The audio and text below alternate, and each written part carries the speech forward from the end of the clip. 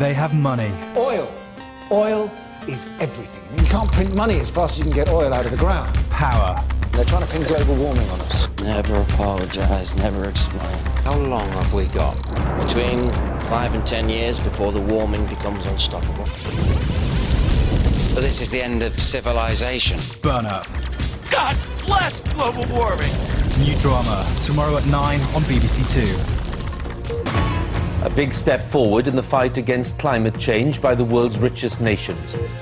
Now, scientists are warning that the emperor penguin could be extinct by the end of the century because of global warming. At 6 o'clock, no more doubt, climate change is happening and we are to blame. Leading scientists predict that by the end of the century, some parts of Europe will be too hot to live in. As temperatures soar and sea levels rise, the verdict from the world's leading climate scientist, the human race guilty of global warming.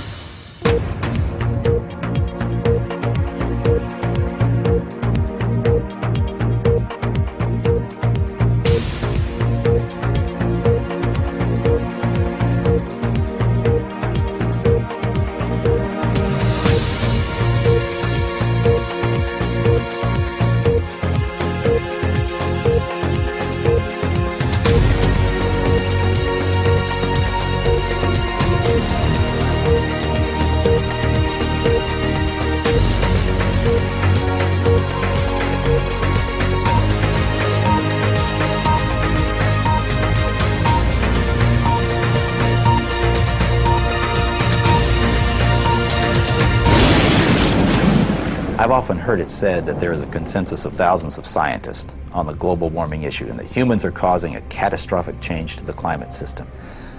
Well, I am one scientist, and there are many that simply think that is not true. The IPCC, like any UN body, is political. The final conclusions are politically driven. This claim that the IPCC is the world's top 1,500 or 2,500 scientists, you look at the bibliographies of the people and it's simply not true. There are quite a number of non-scientists. And to build the number up to 2,500, they have to start taking reviewers and government people and so on, anyone who ever came close to them.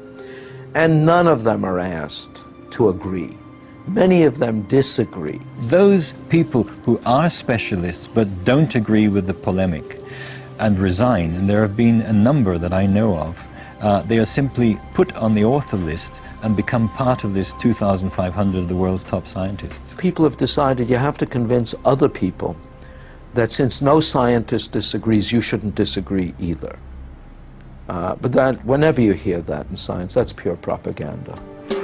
Climate scientists need there to be a problem in order to get funding. We have a vested interest in creating panic because then money will flow to climate science. Fact of the matter is that tens of thousands of jobs depend upon global warming right now.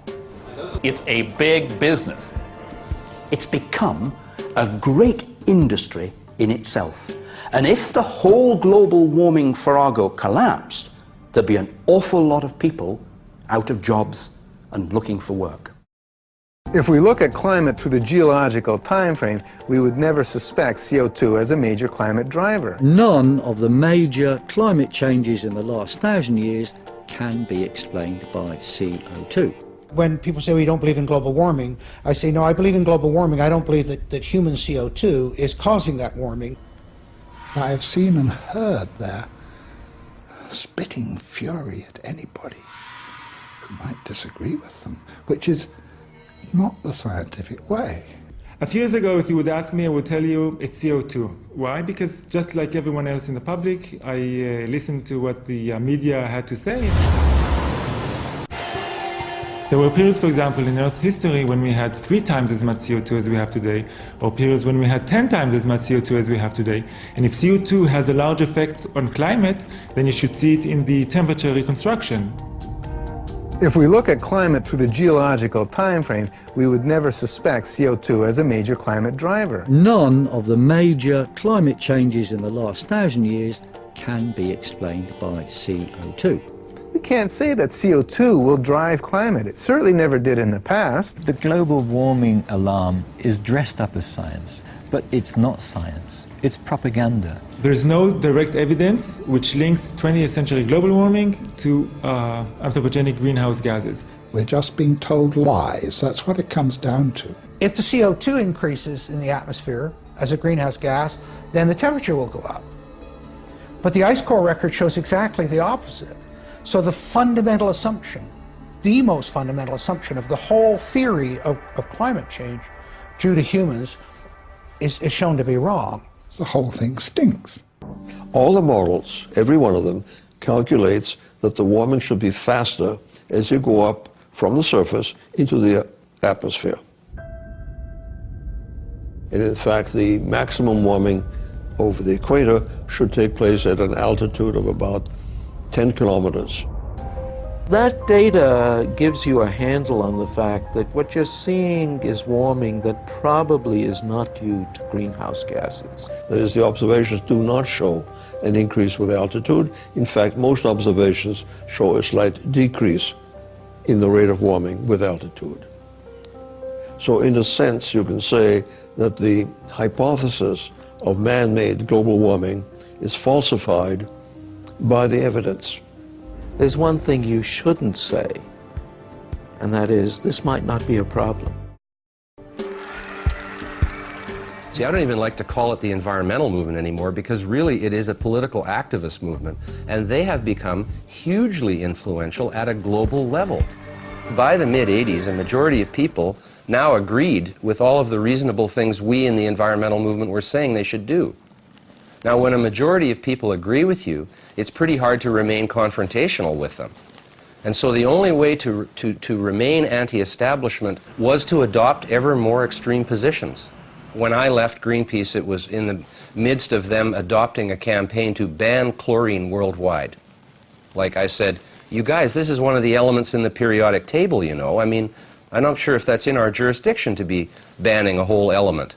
Destroying the wall were soon down. The other reason that environmental extremism emerged was because world communism failed, the wall came down, and a lot of peaceniks and political activists moved into the environmental movement, bringing their neo-Marxism with them, and learned to use green language in a very clever way to cloak agendas that actually have more to do with anti-capitalism and anti-globalization than they do anything with ecology or science. Well, carbon dioxide clearly is an industrial gas, and sort of tied in with economic growth, with transportation in cars, with what we call civilization.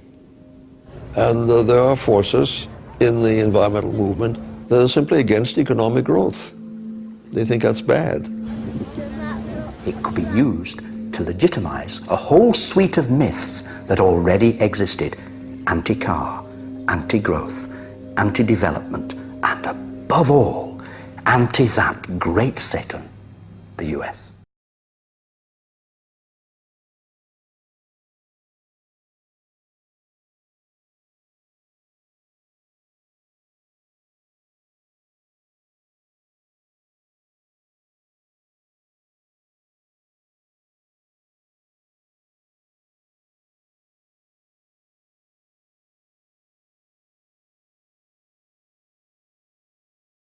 Ladies and gentlemen, the accusations of corruption on the part of Neil Hamilton had a number of devastating consequences.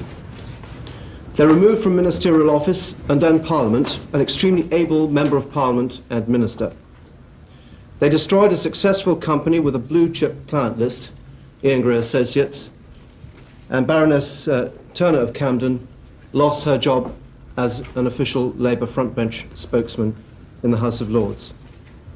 They gave rise to accusations of Tory sleaze, which cost the Conservative Party dearly at the general election. They seriously damaged the standing of Parliament in the eyes of the British people. I'm a close friend of Neil Hamilton and believe him to be innocent of the charge of taking cash in return for tabling parliamentary questions which ended his career. But it is the damage to Parliament brought about by a conspiracy between the notorious Egyptian liar, Mr. Fayed, and the Guardian newspaper, which is the most serious consequence of their combined campaign. The Palace of Westminster is therefore the most appropriate forum to present Jonathan Hunt's book, Trial by Conspiracy, a painstaking forensic account which claims to expose the crude campaign of deceit, forgery and intimidation by which some Guardian journalists sought to discredit both Neil Hamilton and the Conservative Party. According to Jonathan Hunt's research, the accusation that Neil Hamilton received cash from Fayed for asking questions in Parliament was not made until after Fayed had failed in his attempts to overturn the Department of Trade and Industry's inspector's report, which found that the Fayeds had lied about virtually everything in their quest for the House of Fraser. Fayed failed in 1992 to get the new Corporate Affairs Minister Neil Hamilton to intervene, because he refused. He failed in September 1994 to get the European Court of Human Rights to help, and finally his appeal to the Prime Minister John Major was rebuffed.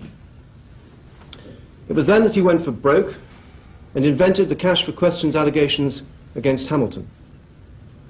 The Guardian claimed to have raised the issue in a face-to-face interview with Neil Hamilton in 1993, a claim he refutes. The book argues that Guardian journalists fabricated their records to fit their claim.